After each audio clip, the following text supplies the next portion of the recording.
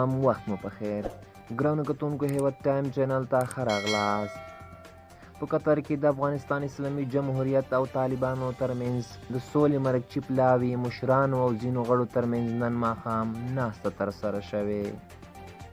قطر کې د طالبانو سیاسي دفتر ویان محمد نعیم وردک پر خپله ټویټر پاڼه لیکلي چې نن ماښام د بین الافغاني مذاکراتو د دواړو هیئتونو د مشرانو او ځینو غړیو ترمنځ په ښه فضا کې ناسته ترسره شوې.